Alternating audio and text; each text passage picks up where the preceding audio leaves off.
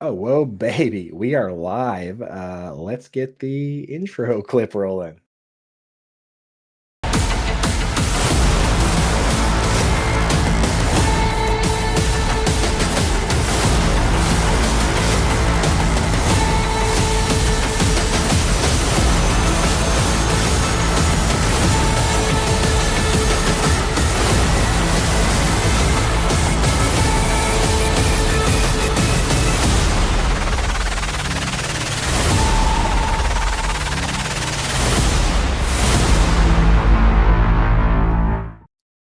What's up, everybody? Yeah, as you can see, we're missing our head tech guy, head of everything, in fact, Howard Bender today. No Bender on the show, no Bender in the draft, but that doesn't mean that we stop the show. The show goes on. So, good morning, Angie. Good afternoon to everybody on the East Coast. Good evening to people in Australia, I believe. I'm not entirely sure what the time is over there, but I just hope you had a good day wherever you are. Or if it's still the morning, you're going to have a good day. And what we're going to do here today with the family, with Angie, with Jack, with Charlene, with everybody is a family best ball draft. We're loading it up. We're doing one every Wednesday for those that haven't joined us, and we're going through and we're hammering out ADP. We're polishing up our rankings and we're crushing it. And as always, we got a couple fun guests. Since we have no Benderino today, I'm just bringing my friends over. Right, parents are out having a party with my friends, and I'm bringing them in early today so I don't just sit here by myself talking to you guys. So, first guest we're bringing in today, my guy, Mr. TT Thomas Tipple from Fantasy Points. What's up, my dude? How you doing? I feel like I'm in a Michael Bay movie. That intro came at me heavy and hot. I feel like we're getting to like Endgame style with this. I am It's about to blow amped up. up and terrified. I don't know who the villain in this draft is going to be. It might be Gator. I don't know, but we're going to find out. We're going to I have find a out. sneaking suspicion that the villain actually isn't in the draft. He's going to be joining us to talk about the draft coming up soon. Mm, yeah, No that's right. spoilers on who that might be. But the draft is up and running now. We have our draft order, hasn't started yet. But first on the clock is our guy Cam from the FF newsletter, and already firing away with Christian McCaffrey. Let me pull up the board here and then we'll get everybody a little bit of an intro here. But what pick did you get, Oh, TT? I'm drafting a 12, baby. I'm picking my that's just been my doom spot all year on best ball breakdown over Look at there at that. fantasy points. The Doom spot. What spot do you like picking from? Like, if you could choose any spot right now, what would you pick? 1-6. Six. You Wow. I got you set seven. you set the tone, right? Like you set the tone on runs. You're never really at the end of a tier of misery that I've found there.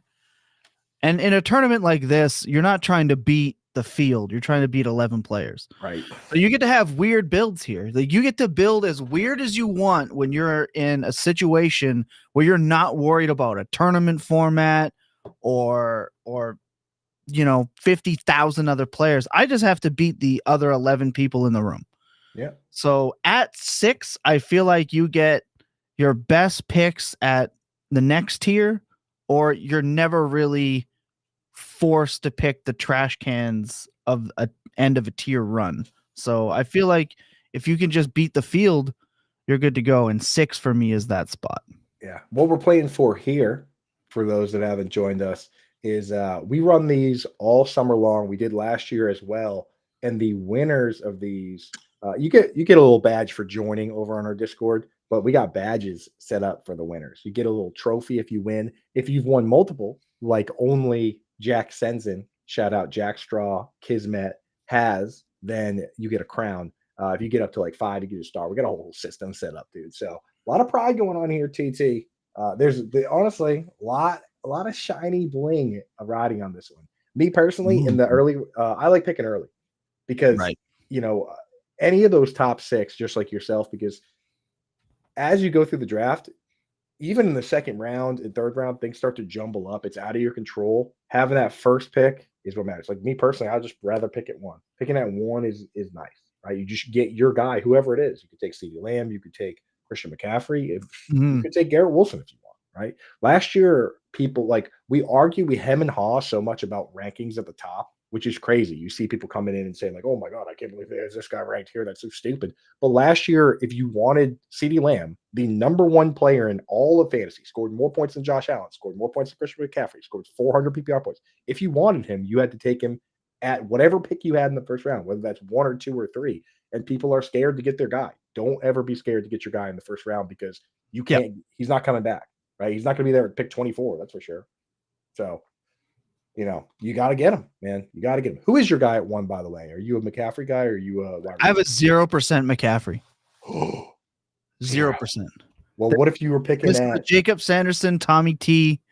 We're 0% in at McCaffrey in big tournaments. And yes, I realize that Puka went. I have them queued so I can keep talking. So good?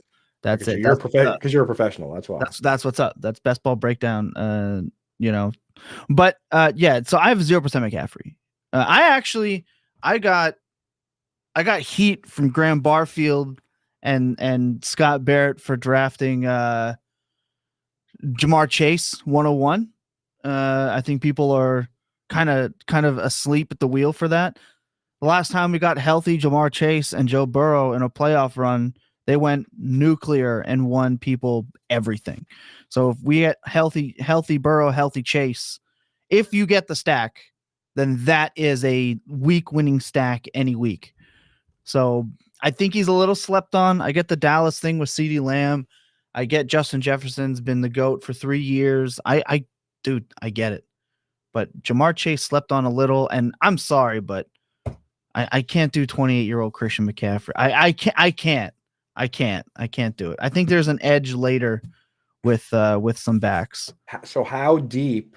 So you say you have 0 exposure right now. How deep would he need to fall in the first round for you to take him? Like how many players do you legitimately have ranked at 5? Wow, that's not gonna happen. Yeah, that's not gonna I think I would do the big 4 wide receivers.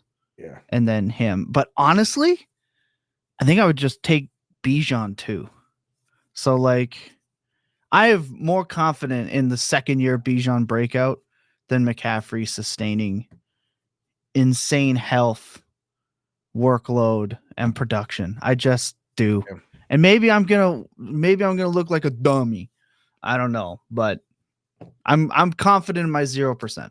Yeah, I mean, I would mix in I would mix in a very small percent just in case. But hey, you do you, man. And I will say the Chase pick, like with my first round pick, I'm looking for the safest possible thing, right? So when I look around, I have Lamb at 1 because they didn't do anything. He's the only guy in town. But I have Chase at 2, and Tyreek Hill.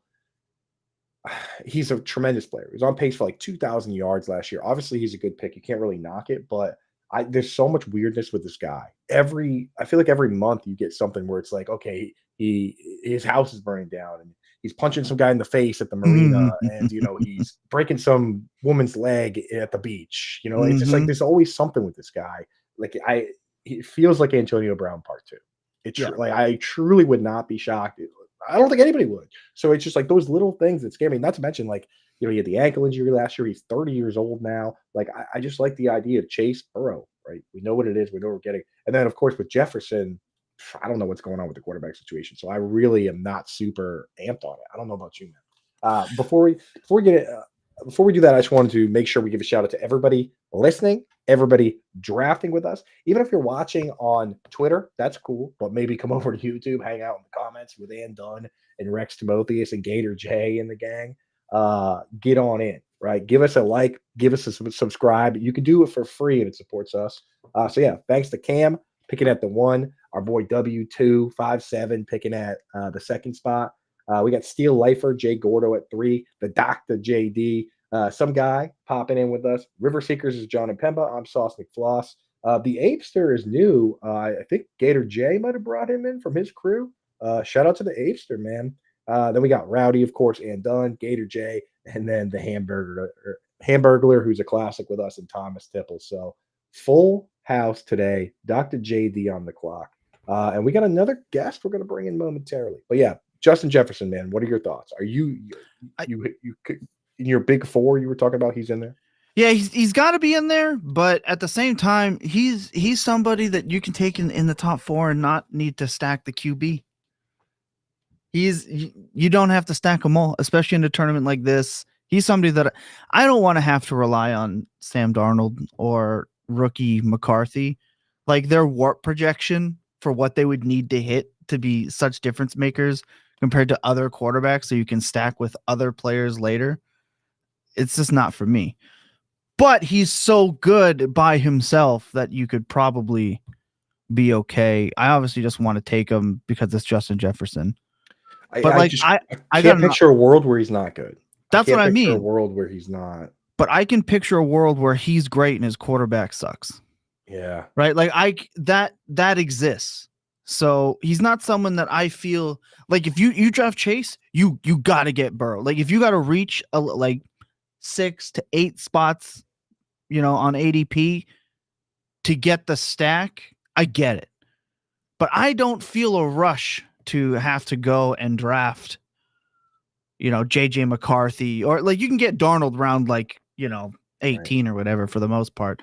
So it's not like it actually like hurts you, but I'm not like pushed for it. You know what I mean? I think where it hurts the most is honestly, we've seen it a ton, is touchdowns, right? Like look at a guy like Brandon Cooks, for instance. Like when he played with Tom Brady and Drew Brees, lots of touchdowns. When he played with worst quarterback play, he's not really finding the end zone. You look at guys like Evan Ingram. I mean, Evan Ingram, top 5 tight end with Eli Manning, played with a player who will not be named for a couple of years and did not do well. And then he played with Trevor Lawrence, top 5 tight end in back-to-back years. Like it obviously does matter, So, and I know guys can transcend that, or these quarterbacks might be serviceable enough to get it done, but it just scares me. It scares me. Right.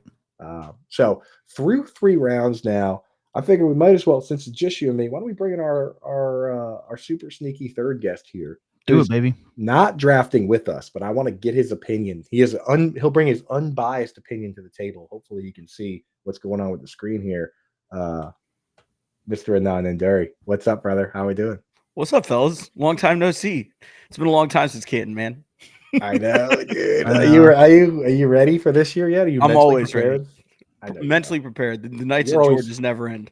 You if I had to pick one person, where it was like, okay, I need someone to jet set to where I am by tomorrow and crush a bunch of martinis. If I had to pick one person to be able to do it, I think you would be the 101. What do you think, easy. You 101? He's the 101. I'm so excited because I've never been. So to vibe it out with you guys this year, it's gonna be a time, man. It's gonna be a time. Looking forward to it, man. It's always a time, as Coop will tell you too. Anyone that's been will tell you it's an absolute event and a half. They do a great job up there. I mean, you've got a bunch of people that could be doing other stuff that are spending, early August in Canton, Ohio. Probably a pretty special event. Yeah, Canton, Ohio, man. So cool. What a town. I mean, think of all the things you can do in Canton. You can, I think they got a Dave & Buster's. Do they have a Dave & Buster's? I've been to it.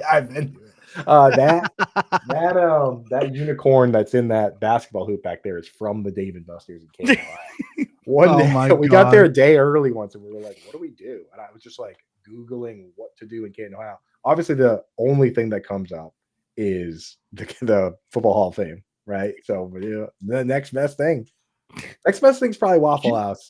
Third best thing. I'm gonna say something blasphemous. Go ahead. I'm not going to the Hall of Fame. It's like my least. It is my least, like what I'm looking forward to the least. Yeah, I will say it's the way I would describe it is whelming. Right? It's whelming. You can't say it's underwhelming because there's too many special things inside the building, right? There's all it's autographed cleats and what have you, right? Which it's like, okay. But I don't know. Nothing really goes crazy, really. When you leave, you're not like, oh, dude, they had this one thing, right? Like it is what you think it is. It's pictures, it's busts, it's jerseys. Like I've done the Hockey Hall of Fame. Like I'm from Toronto. Yeah. So it's whelming. We got the Basketball Hall of Fame here in Springfield, and it's like, here's the thing. It's okay. my wife gets on me about this a lot, like, because she's like, oh, let's go to this forest. I want to walk down, like, let's go to the park. I want to walk down this trail and like look at trees. I'm like, I got Google, tell me what tree it is. I'll show you the tree. Like, I don't need to go somewhere else to see the tree. Right? Like, I got a VR headset. If I really need to, I'm right there. But I just like to, I want to be around the people. I want to be around, you want to be around the Erd tree. Correct. Yeah, exactly. Yeah. Big Elden Ring shout out. That is the tree I want to be. I'm ready. You gotta ready. Here we go. I'm ready. I'm ready for the L tree. Dude, I'm ready to go. All right. Oh, I love you, brother. I love you, man. But Anand, do you have any swords that you could show us? No. Just this I have a toy gun back there. I was gonna say he's just gonna. What kind of weapons do we have? I don't. All right, let's talk about football. YouTube's not even know what to do with the algorithm. There's like a trees and swords and guns. They're gonna put us in like the Elden Ring channel. Hey, man, it's pretty good.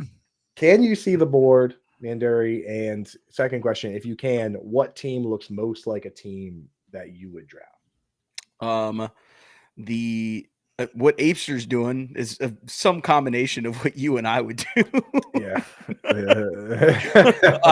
The double tap. I mean, dude, if people are gonna disrespect the tight ends like that, man, he's going bully tight end, and it kind of puts people in a hole, man. It makes other people reach. So yeah.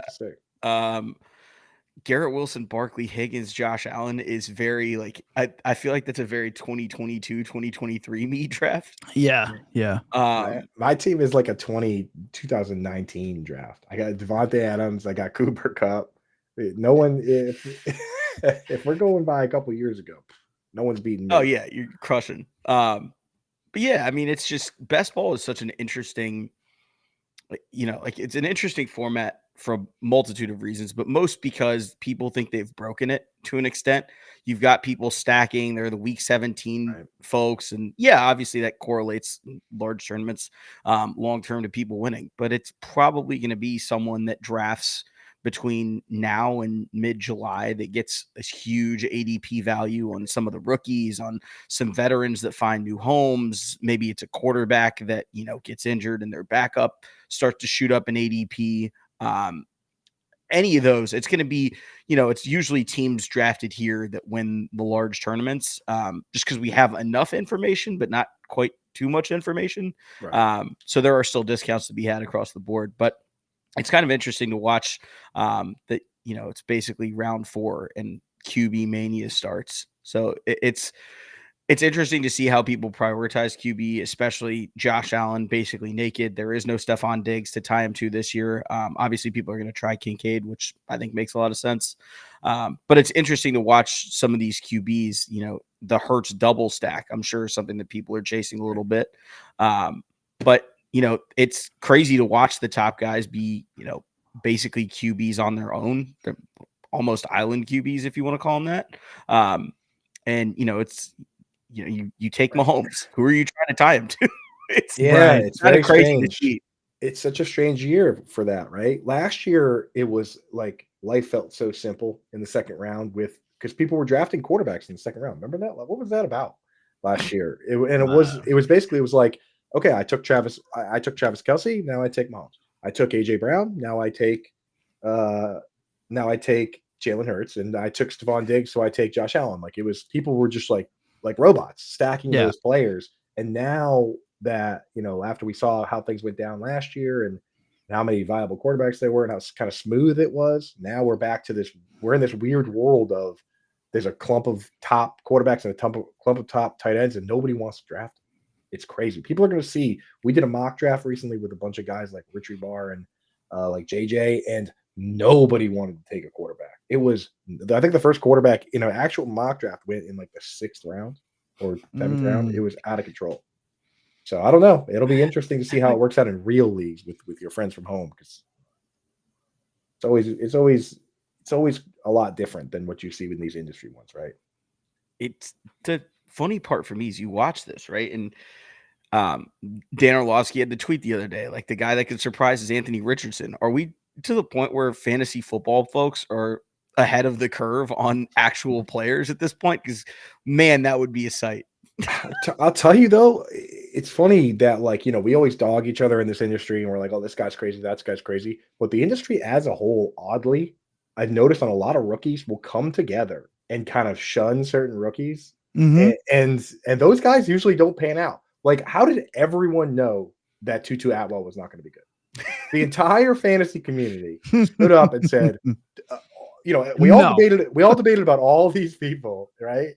And then Tutu Atwell and Anthony Schwartz that year, everyone said nope. And that's because your newborn is bigger than him. I think that might be it, dude. I mean, but Tank Dell, everyone like Tank Dell, he's tiny. It's just like, it's funny. Maybe, these teams should check in. I'm not saying go off the rankings, but check in. And if everybody in the world is saying don't draft Xavier Legette, that there's negative correlation when players break out like this and play this way, they don't do it. And of course, the Panthers probably don't even have a computer in the facility, so they take them first round, right? It's like, but I don't know, it's like, it is funny when the entire community is off a guy. It's very rare for those guys to hit. But this community has also been crazy wrong. Hakeem Butler. Yeah. Well, that's where being plugged in too much, right? Death by overanalysis. Right. There's just some things that pretty easy to see. Right. But this year, I feel like there's a lot of in between with how, quote unquote, the community views guys. I've seen even at fantasy points ourselves. We have Scott Barrett very high on Xavier Worthy. Myself and Brett Whitefield want to be nowhere near him. And John Hansen's right there in the middle. So we have. There are more of these guys. Ladd McConkey is the same way. People think they're going to throw the ball 250 times, run it 7,000, right? So they don't want to be near Ladd McConkey in these situations. I want to be in on Ladd McConkey this year. There's a lot of disparity from any picks that were in, say, a 12-team rookie draft. Anyone after 7 up in the air. And this is one of the first year since I've been doing this plugged in, where there's been that much disparity after the 7th pick across the board. Yeah, and rookie drafts are so much harder than what we're doing here, because you really do have to try and be a talent and try to evaluate the talent, right? Because like the Chris Godwins of the world, they're going to come out and be behind Mike Evans and Deshaun Jackson, and like, at the time, you look at those guys and you're like, of course this guy's not going to play, right? It's kind of like Tyler Lockett and DK Metcalf and JSN. It's like you have to truly believe in the talent because the opportunity is not there right now. For the rookies, for this, we can really bank on opportunity. So I got to ask, Anand, for you, if you had to pick a rookie wide receiver besides Marvin Harrison Jr., who has obviously an incredible opportunity, who do you like of the next crew that has the talent and the opportunity right now? It has to be Neighbors. And I mean, I know the situation is so ugly, and I know we don't love the quarterback, but man, like, if no one is going to get the opportunity, even maybe not even Marv gets the opportunity share that Neighbors is going to get this year, because there is no one else. There's nobody there, dude. Literally no one else. Who Darius Slayton led that team in the last year. Yeah, insane. What the heck? It's why that's the thing. And of course, the quarterback thing. The thing is, I kind of like.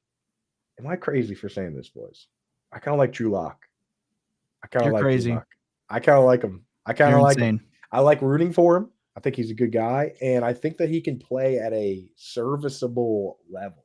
Like, I don't think Gardner Minshew necessarily gives you that much more than what you can get from Drew Lock. But you think that's crazy, T2? I think he's bad. I think we've seen enough to know that he's just bad. Like bad. Not like maybe this guy could one day when you're most known for lip syncing on the sideline and not for anything football related. I think that Jeezy clip is actually why I like him. But that's what I'm saying. He had the big drive last year. He came back, threw that like really nice ball, whatever. His moment, super dope. That moment probably gets him backup contracts for like 5 years and keeps him out of UFL and CFL territory. Great for him. consistent day-to-day NFL football. We've seen it. Oh, he was And good in it's those 2 bad. games. He's fun bad. Yeah, He Right, is fun bad. he's Yeah, there are for fun people sure. bad. that are not fun bad. Yeah. Daniel Like Jones. Daniel That's Jones. what Daniel Jones is not fun bad. Yeah, it is just I'm tired But of him bumbling about. Like, right. just get Yeah. somebody else in there. I'm I actually get I really get glad they brought after in. this year you will. Yeah, I'm glad they know. brought in somebody middle of the pack though, because like that when you put those guys side by side now, you're gonna find out, right? Like you're gonna find out if these guys are high level or not, right? Like you'll find out Daniel Jones is the guy or not. Because if they're both competing with each other, I would get them both out, right? I truly believe that the Giants quarterback next year is not on the roster, no matter what, and they should be calling Dak and offering him, a blank check and a key to New York, and saying, please come here and help us. But yeah, that's I warned of this exact thing, man.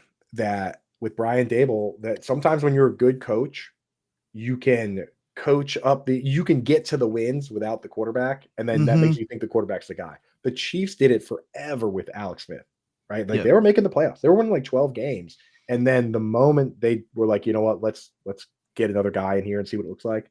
They were like, oh, this is what it's supposed to look like. And then they just kept winning the Super Bowl over and over, right? It's like, I worry about that. Sometimes, I mean, call me crazy. I worry about that with Jared Goff a little bit. That maybe if that team, I know I like Jared Goff, Audie Coop likes Jared Goff, but I wonder if maybe if that team had a different quarterback, then they would just. Goff is such an Not- interesting not singular maybe. case. Yeah. Goff is such an interesting singular case I'm gonna get because canceled on this show. we all have liked Kirk Cousins for fantasy for a while. Like he's been a very stable floor guy. You're going to get your 4,000 yards, your 20 something touchdowns. He doesn't turn the ball over a ton. He's just a very reliable, safe, like low end QB1, high end QB2. And that's what he's been for a long time. The super interesting thing to me about Goff is his seasons where his offensive line is good to great versus when they're average. He goes from one of the better QBs in the league by most metrics to totally unplayable. There's no in between. And I think he's one of those guys that so desperately needs structure around him to succeed. And they have it in Detroit, and the Rams had it for a while. But you've seen what it looks like. When the Rams didn't have a solid interior line, you saw what he looked like. That's the same player. Like it's just there's no, and that's why I think teams are so hesitant to take the Mac Jones type quarterback anymore. Is if he doesn't have serious mobility, you're gonna have to build a wall around him to even get him to be, pseudo competent at that level. I think it's a tough way to build a team. Detroit got really lucky in that they basically had to give up nothing to get him and got a trial run of him for free. The extension is certainly eyebrow raising given I'm glitched up here. I worry about him, man. I think, if I think the whole thing is glitch. But mine actually just froze. Yeah, I'm frozen up here. That's not great. I don't know who I'm picking next. I've actually never seen this though, because it just stopped. The clock stopped at you're just all zeros right now. Yeah. Dude, what did you do? I am concerned. I am concerned about who I'm about to get given, and everyone might get a serious break here. If you get Kamara, though, he's at the top of the list. That's a good pick, in my opinion. Well, I have a massive queue set, so I am hoping it just doesn't take somebody who's really low. I mean, I don't know. I've never seen this. You were having issues with Underdog earlier, and then now you've somehow jammed the clock. They be not tripping. even a thing. It's not like there's a commissioner I could pause this or anything. It's just I've never seen this. We're gonna find out what happens. This is gonna be interesting. Crashes. We're about to find out. Yeah, folks at home, let us know if you're playing in this draft. I'd throw some people in the queue because it could just shotgun pick people a ton of picks right now. This is probably not the best time for me to say use promo code ALARM if you want to play on Underdog. But I will say this is the first time I've ever seen it glitch. It's usually pretty reliable. So here's the thing. I'm gonna hit. It's allowing me to hit draft, right? So I'm gonna draft a player, and we're gonna see if it lets me draft someone, right? Mm-hmm. Even though I missed my pick. So Ann That's can't fine. even add to queue. Gator can't do anything. Like, so people, it's not just us. broke it's it. legitimately frozen. All right. Well, I mean, dude, that's the draft. Get that sword collection out. Let's talk swords here. Oh, you want to talk swords? I'll talk some Yeah. So swords. what? Yeah. Let me see. Do you have multiple swords? I have 2 here. Yeah. 2 swords. Dude. Yeah. Do you I'm ever, Lord of the Rings. I'm a Lord of the Rings fanatic. do you ever dual wield them? Yeah, but my neighbors think I'm nuts, so I had to stop doing that. They assumed I was a danger to everyone around me. It It allowed me to pick. It allowed me to pick. back. We're quasi on track here. That Literally, Jaden Daniels. dude. We've Yeah. done so many of these. Yeah, not who I wanted to take. Pretty early. But you know, we're upsides there though. we're vibing. Jaden Daniels QB1 on the year. Thanks, underdog. Okay. Okay, I got a stat. If that happens, how smart are you gonna feel? I got a stat for you guys. I'm just gonna screenshot it, right, and give no context, so that if it happens, I'm just gonna be like, I told you on Fantasy Alarm. I told you it was gonna happen. It's going down. Underdog couldn't stop me. They couldn't. They tried to stop. Planning victory laps in late June. They is halted. crazy. They halted the entire Content creator, machine. baby. Yeah, they were.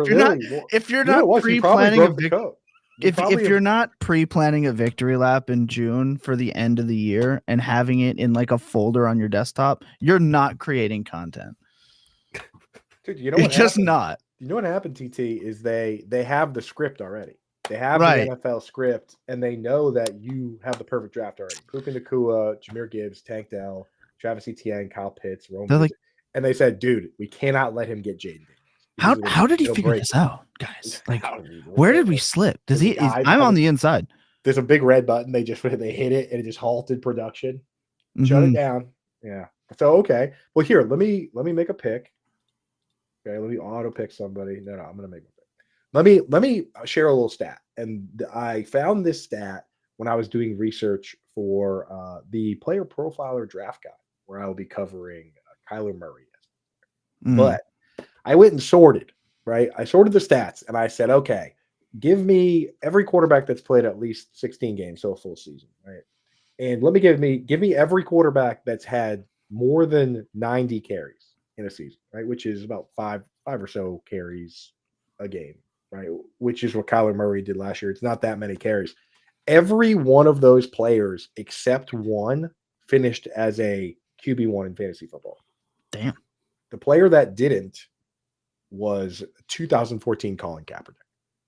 So, and he still scored 250 fantasy points, which last year would have been good probably for like QB 13 or 14, right? But yeah, so if you're willing to, and we're talking in this list were guys like Vince Young, where he was a QB1 one year, and Daniel Jones, and a lot of very strange players. And I double checked. I was like, was this guy a QB1? Yeah, they were QB1. So if you're willing to run that much, it's very difficult for you not have a good floor.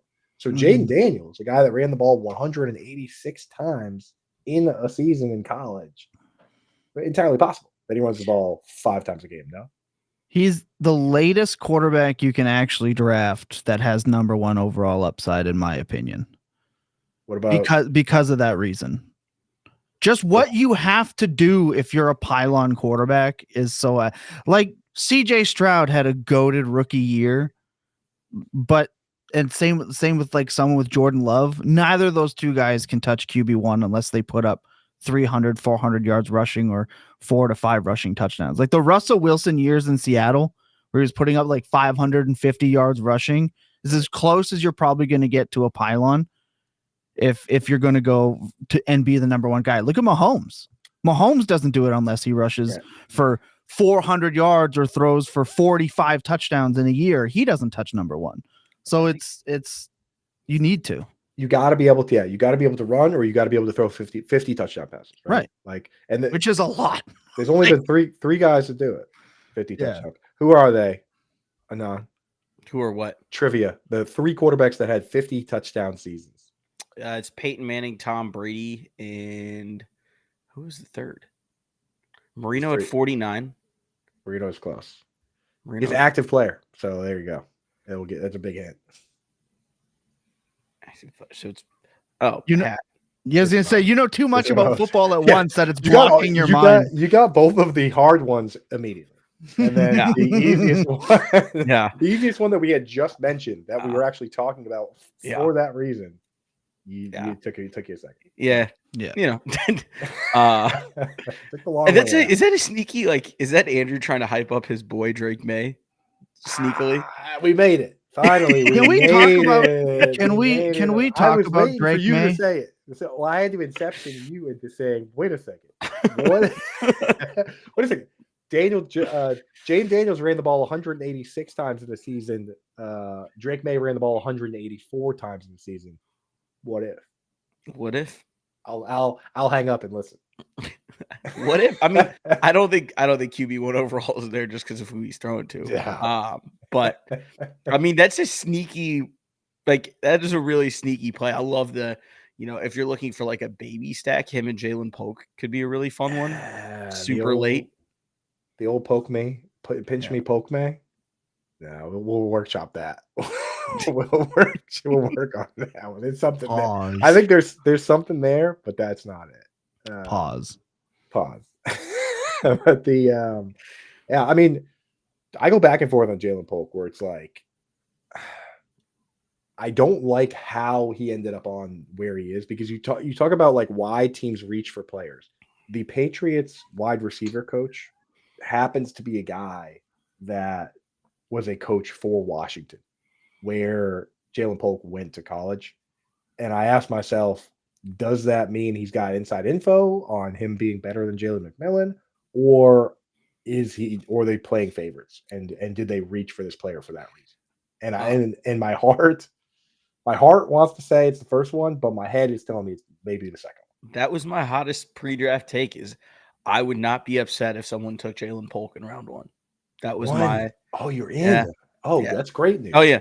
Go Yeah. Pats, dude. That's tell us about him. So I thought that the way that Washington ran their offense was unique because of the way that Michael Penix can, one, extend plays, and two, he's just deadly accurate. It's like they almost had like a diet version of 2019 LSU at Washington last year, where most secondaries they played against and most D lines they played against just didn't have the dudes to hold up against all three of them, whether it was McMillan, Polk, Rome Odunze. Right. And when you have a quarterback that's that accurate, especially at that level, there really just weren't a ton of teams in America, even Texas. I mean, you're talking about a team that puts a ton of talent into the NFL draft that's going to be in the top 4 again this year. Even they couldn't handle it. It really took a generational defense in 2023 Michigan to finally solve it and give them fits. You saw Oregon, who is another really premier top 5, top 7 program, really good DB room out there. They struggled with them too. I think what Polk allows you to do is basically run your offense however you want. When you have a Rome Odunze that is very clearly built for a certain role, that basically you set him at X and let him live. I think having a guy like Polk that you can move all over and create mismatches with, whether that's running backs, tight ends, slot wide receivers, as New England's done in the past, it basically allows them to run their offense however they want. I know that that's probably not ideal. I know that Pats fans wanted a true quote unquote number 1. Do I think that he can develop into that? Maybe. But I think that he is already basically out of the box a really good number 2. And that's something that they basically didn't have already. Yeah, and I think that what you're trying to say is that the Pats are so back. I get what you're saying, and I do like it, and I appreciate it for a rebuilding team. Is they went out and they got the guy that you can like if he hits to the point where he's just an NFL caliber player, you find a spot for him, like Christian Kirk, right? Like you can put him at slot, you can put him at flanker, right? He's probably never going to play split end, but who cares? It's like what teams do with linemen, like the Jets did drafting Vera Tucker. It's like you draft the guy that you know is going to be an NFL caliber player to some degree, and then you figure out if he's going to be a guard or tackle, and then fill in the rest later, right? Like if you had somebody, right, like Xavier Legette, we talked about earlier. If you just put these profiles side by side and basically said they're going to reach their 60th percentile outcome, Xavier Legette probably takes 350 NFL snaps, and Jalen Polk probably has an 8 to 9 year career. Exactly. Yeah. The Leggett would be KJ Hamler if that's the case, right? Not good. So, but like, yeah, I get what you're saying. Yeah. I just worry that like sometimes when you use that philosophy, what happens is the guy doesn't like they come out. You come out and say, "Oh, well, we'll draft this guy because he worst case he can play special teams, right? Like Andy Isabella over DK Metcalf, for instance. And the worst case is that he's just not good at football." Well, the other part of it is you have to have a plan. I mean, obviously you talk to Harmon and JJ and all these dudes that do incredible work on these wide receivers. But I mean, if you look at Puka Nacua is a great example. If you look at his reception perception profile, they only asked him to do what he was great at. They didn't ask him to basically sit there and run 9 routes. It's just not his game. And so they maximized whatever he was. They maximized whatever Cup was. I think if New England, I don't think they have the caliber of players of Cup and Puka. But if you just basically take their skill sets and maximize whatever they can be, Drake May is absolutely a viable fantasy quarterback, especially in super flex where he's costing you next to nothing. I think that's, when I look at values that you can find, rookies are often the best values, whether that's redraft, whether that's, whether trading for in dynasty halfway through the season. Drake May is one of those guys that I think may not quite hit the ground running, but once he figures things out week 8, week 9, week 10, hopefully everyone stays healthy in that offense. And you can kind of see what it starts to look like if they were to ever get a true alpha number 1 in there. Exactly. Like you can later you pick the specific guys that you need, but for now you just kind of get the floor guys in. Yeah. I just want to point out I love that and Dunn drafting in between me and Gator J just keeps getting sniped left and right in the they're having a giggle in the comments there, which is I love that because that's what happens in these family drafts. It's a lot of players that we all like.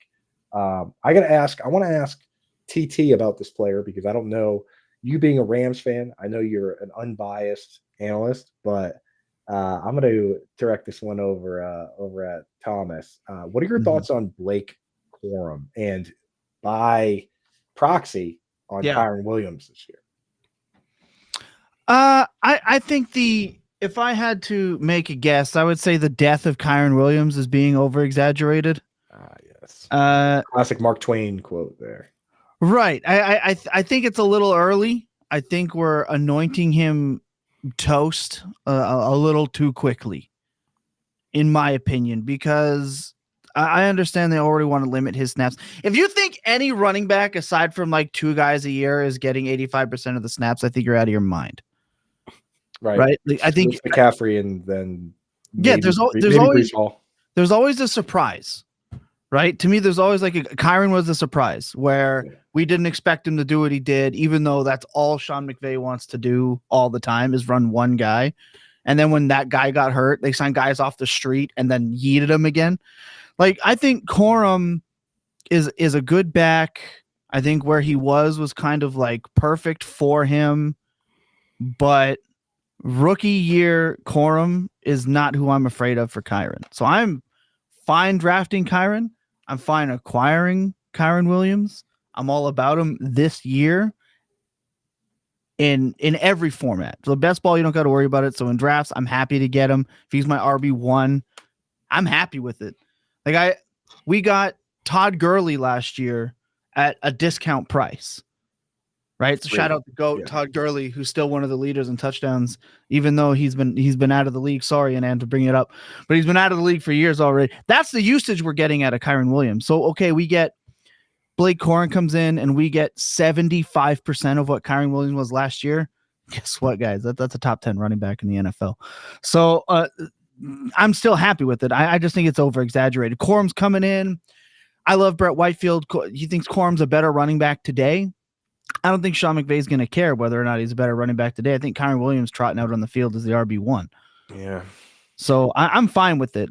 I get the doubts and whatever. I'm happy to draft like Corum late, whatever the case may be. But at the end of the day, I'm just not worried about it. I think there's just so many people that I think the reason that people are skeptical and they're scared is because it's how many times it's happened in recent years where like a team had this like breakout running back from later in the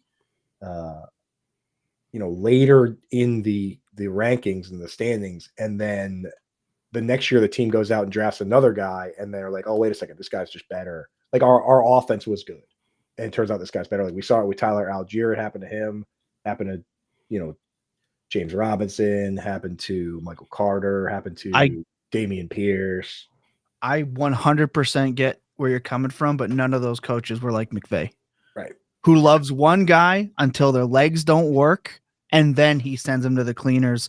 Or clearly Cam Akers like hit on, I don't know, a family member of McVay's. I have no idea what happened, and Nan would be able to give me the scoop because that dude was loved and hated. He tore his Achilles. Let's pass it over to the Rams. Let's pass it over to the Rams delegation to see what you're for me, I think that you'll probably see closer to like a 70-30 split between Kyron and Blake Corum early. And I think, he will get opportunities in ways that guys that didn't have his draft cachet, that didn't have his talent, probably wouldn't. If you remember when the Rams made the run to the Super Bowl with Goff as their QB, that was Gurley's borderline MVP season. But the guy that carried the load in the playoffs was CJ Anderson. And so when you look at kind of how Sean likes to rotate in his running backs, it's ride one guy until he can't. And I think that last year may have been the first time where he sat there and said, okay, I don't know if there's a chance that we can just go grab someone off the street to do the things that we ask Kyron Williams to do. So instead of doing that, let's invest the draft capital in someone who will eventually take over his job, but at minimum can spell him for a drive or two a game. I don't think that they're going to just turn it over to Blake Corum immediately and say, hey, you're the guy, we'll give you 85% of carries this year. I just don't see that happening, barring some kind of nightmare injury situation. So, I mean, I think if you're drafting for all outcomes, Kyron is still the guy. Unless you have a magic 8-ball and can tell us when exactly he'll be injured. If so, I'm interested. You can find me on Twitter. Just let me know. But we have plenty of those guys on Twitter. The Dr. Fortune tellers of the world. Is what but other than that, it's to me, it's Kyron's backfield until it's not. And I'm with TT. I'm comfortable with him as my RB1. I think last year is probably the ceiling. I don't think that you can expect that again. Yeah. But when we're talking about running backs, it's McCaffrey and then it's everybody else. And among everybody else, if you're grabbing straws out of a bag, Kyron Williams really isn't a bad straw to grab. Best ball format versus standard redraft versus dynasty. Dynasty running backs I tend to stay away from just generally because it's buy them when you need them. Whenever you're ready to make a run, that's kind of how I've always done it. It doesn't make sense to sit, a Breece Hall on your roster if you're pseudo rebuilding. They're just, you don't have the window to use them. It doesn't make sense to keep them on your roster. And so Kyron Williams is the kind of guy where, if you see Blake Corum start to eat into carries a little bit and the Kyron owner is a little bit worried, that's probably when I'd start sending out those trade offers. Right. And I just don't get, the thing is, like, I get the arguments on both sides. One part is I've been trying to figure out what it is that Blake Corum even could what he does better than Kyron Williams. Because that's how it works, right? Is that like you have to get your foot in the door somehow. Like Zach Charbonnet kind of immediately showed that he was a better pass down back. And now he ran more routes last year than Kenneth Walker. That's how he got his foot in the door. And with like Blake Corum, when I look at it, I don't know. He was a good pass blocker, but was he better than Kyron Williams? I don't know. Like I don't even know what his path would be, right? Like it's not like they're going to send him in for like to punch it into the goal line because Kyron Williams is great at that, right? So I don't know. I don't know what the path even would be. I think the way that they did it was they basically said, hey, this is what we want out of a running back. And as close as we can get to what we have in Kyron Williams with potentially a little more, I think Blake Corum's significantly more talented than Kyron Williams. He's just not as developed yet. Obviously, an NFL strength and conditioning program over a year is a big deal in terms of what your body looks like. And I don't think that should be discounted either. But I think when we look at this, if we had this exact same conversation a year from now, I think all three of us would be singing probably a relatively different tune. But I just don't think he's better for what they're trying to do right now He doesn't understand the system as well, and it's going to be a little bit of an adjustment. Yeah, I mean, I think there is a chance that week 9, 10, 11, he just wins the job outright. I think there is a chance, but I'm not betting on that by any means. And I think, you can kind of just ride Kyron as an RB1. It's going to be tough to have that conversation a year from now because Tipple will have won every tournament that he's in and he'll be a millionaire and all that. It's going to be tough to get him back on the show. Well, will you promise now that when you break Underdog, you'll come back on the show? I was going to say, if I keep breaking Underdog, I may not I just may get banned. Right? No, then you'll just have to commentate like our buddy here. That's right. I'm just trying to get to an nth level. All right. Like every day I wake up and I give myself some affirmation in the mirror and I go, today is a day you get one step closer to being like Anand. And that's how I start my day. It's that and then coffee. Right. And then it's like, who's going to carry the boats? And then I get to work at my computer. All right. But it starts with trying to be like Anand. First you get to his level. Right. Then you get the money. Anand, coffee, Goggins, and then you get the money. Like that's then you get the money and then you get the swords. Like that's right. That's the plan. Mm-hmm. Let's go around the room quick. If you could have any sword, right? And I'll even allow fictional swords to be included. If you could have any sword, what one would it be? I think this is unfair because I have it. You already have it? Like, this is the blade that cut the ring for anyone who's a Lord of the Rings fanatic. That's awesome. So, like, it's an exact replica from the movie. This is like a movie set replica. So I already have it. That's unfair. If I had to pick one that, like, that you don't already have, realistically, I could ever pick up, you know what I mean? It'd be the chat. What swords you got? Buster Sword, Final Fantasy VII. Because if you had to have that to scale, I'm a real man might be able to pick that up. I'm not. So that thing is twice the size of me. If I could have one, it would be the Buster Sword from Final Fantasy VII. I'm pulling that up right now. Dude, that thing's ridiculous. I'm saying it's absurd.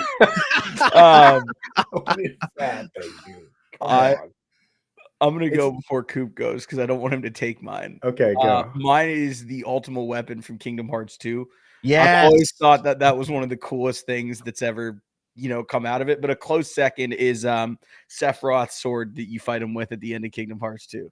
That's absurd, dude. That sword is ridiculous. I'll go with the sword from Halo, the beam sword. Oh, that'd be yeah. Beam I sword. love that. I guess the energy blade. Yes, sir. The energy blade. I thought He-Man's good. Gator lightsaber's a sword, right? That's a sword. Yeah. I mean, if we're letting Halo in, we got to let a lightsaber. If we're doing Gator J says the He-Man sword. There you go, dude. There's a place here in Winnipeg that you actually it just has a whole bunch of replicas. Like, that's where I got these from. Like, you can get all the Witcher ones. You can get they have the Keyblade right from Kingdom Hearts. Like, whatever you can think of, they got it. I'm not gonna even ask. I don't want to know. I don't want to know. I don't want to know. Dude, do not tell us that. Do not tell us what you paid for that sword. It looks pretty sick. I will say that. They're a lot, but I'm not gonna say it because then there will be evidence somewhere that my wife can find out. I don't know if she's got this house. You can drop it in the chat. I'll drop it in chat. Yeah, but I think she's got this house wired to catch me. She's been trying to figure out how much those swords are, and you're just like, oh, they just told they, what I mean? It's nothing. They're not real. Yeah, no, ignore that stamp on the blade. It's not important. Free shipping. Yeah, I don't know how they ship those. Excalibur, dude. Now that's Excalibur be dope. One. Yeah, is that the one that the sword in the stone where you pull it from the stone, or is that from the lake? That's King Arthur. Yeah, Excalibur's King Arthur, is it not? Like, it's got to be. You're the sword guy, dude. I would say. I will also say one that's completely forgotten about is We're getting the sleeper. One ring. There can be only one, right? The Highlander, Duncan MacLeod of the Clan MacLeod sword from that TV show in the 90s. Underrated. I'm a Okay. nerd of nerds, bro. You Like are. I mean, that I, is such a deep cut sword that I'm after my pick, deep-rooted in I've had to nerdism. Google a couple of these.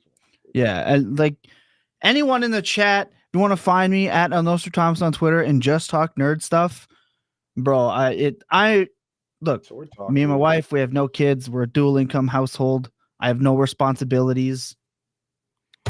Now, do you know this one, Captain Algren's katana from The Last Samurai? Is that the Brad Pitt movie? No, that is the Keanu Reeves movie. Keanu Reeves. Yeah, it is a Last Samurai is a Keanu Reeves movie, I believe. Keanu Reeves vehicle. Or no, Cruise, Tom Cruise. Sorry, that's a Tom Cruise one. Yeah, Captain Algren's. Yeah, I believe that's Tom Cruise's character in that movie. All right, well, while we're talking sleeper swords and sleeper picks, I'm like, Jesus, it's already 2:00. I forgot that you broke the. I forgot Yeah, you broke the thing here. So I'm very okay, upset about it still. why don't we do this? I got backdoored into overdrafting some players here and missing out on stacks, so I'm kind of That's sad right. about it. I think, dude, I think you're gonna be just fine. Why don't we take a minute here and you guys let everybody know what you got going on? I appreciate you guys coming in, talking football, talking swords, hanging out with the chat, drafting with us. So new swords and yeah, we'll have to workshop that too. But let everybody know what you got going on, what you got coming up, and where they can find all your stuff. We'll start with you, TT. So obviously I got my two guys queued here so we can vibe. Obviously you can find everything I do at fantasypoints.com. I mean, they're family, right? So anything you need from me, you can find at fantasypoints.com. Anything that we put out on YouTube, that's the work that we got going on. That's all my work right there. From Dynasty Points on Tuesday, from Best Ball Breakdown on Thursday. We've got everything you could possibly need or want within fantasy football. We got the Discord, which is now getting exclusive content for the first time that they've ever had, exclusive Dynasty content. We have a full trade tier charts that I am constantly building out and applying new things. If you have questions about this player needs to be worth what draft pick compared to what, guess what? I've got it covered. I have a full tier breakdown sheet available to you exclusively in the Fantasy Points Discord, which you can get on fantasypoints.com. It's just ever growing, man, for what we're doing over there. More Dynasty content than ever. And that's my main squeeze. You know, did I ever mention this to you? I'm proud of you, brother. I'm proud of you, dog. I appreciate that. You're the man. And then, Derry, where the heck can we find you? Are you in Chicago or like you're always somewhere in some weird city? Where are you right now? I'm in Chicago full time, Okay, but during the summer I travel around a lot. I was gonna say full time, bro. Full time is relative. Yeah. But I'm in Columbus a lot. I'm in Atlanta a lot. I'm in Miami a lot. Occasionally you'll find me in Vegas, Minneapolis. There are all kinds of places that I could be any given day of the week. Oh, yeah, I know. But you'll find all content side stuff at Player Profiler. Matt and I do a show called Decision Point where we kind of break down what a general manager's job actually is, because they get talked about a lot side by side with head coaches, and their jobs are very dissimilar because a head coach's job is year to year to maximize talent and squeeze everything out of a roster that they're given, while a general manager's job is to assemble talent in a manner that makes sense. And that's usually a 3 to 5 year window and not year to year like a coach. But that's kind of how we talk about it. And so Matt and I get into it about that and occasionally life lessons that we've learned from starting businesses or dealing with people in the gambling industry or, all kinds of things over there. So we have a fun time with that. And then obviously I'll guest on some of our other pods on Player Profiler. Obviously we enlist people like our boy Coop over here to do our draft kit, which should come out fairly soon. I think like a week or two on that, but looking forward to seeing everybody in Canton, man. If you want to find me on Twitter, sometimes football, a lot of times other life things, Nanduri NFL. And if anybody ever wants to get into a conversation about whiskey, much like TT's nerding out, that's what I do. Whiskey and football. Let's go. I'm doing a show with Matt. Dude, this is how sick we are. I'm doing a show with Matt this Sunday at 8:30 in the morning. Sickos, man. Yeah. We were just like, how can we find a couple hours to talk? So, because you can't talk to that guy for 10 minutes. You can't talk to that guy for an hour. No, he'll hold you. So Yeah. Yeah, so Very that'd be fun. good Yeah, event. I got that coming up. So definitely check out these guys' stuff. For us, draft guide coming out soon. Get Mhm. your all pro membership now. You get a copy of the best ball guide that's already out and the draft guide that's coming out soon. You get all that. You get all the baseball stuff, you get everything. So get the all pro membership now at fantasyline.com. For me, I got that coming out. I'm doing the Sirius XM tomorrow for Jim Bowden. And tonight there's an FSGA draft I'm in on the channel as well. So we'll be all over the airwaves there. But that's it for us. We are out of here. Thank you, everybody, for hanging out with us, for drafting with us. And again, if you buy in the draft guide is the best way to support us. But if you can't do that, I know, funds might be tight. A little like, a little subscribe, that's free. It makes me feel warm and fuzzy inside. So hit those buttons. We appreciate you.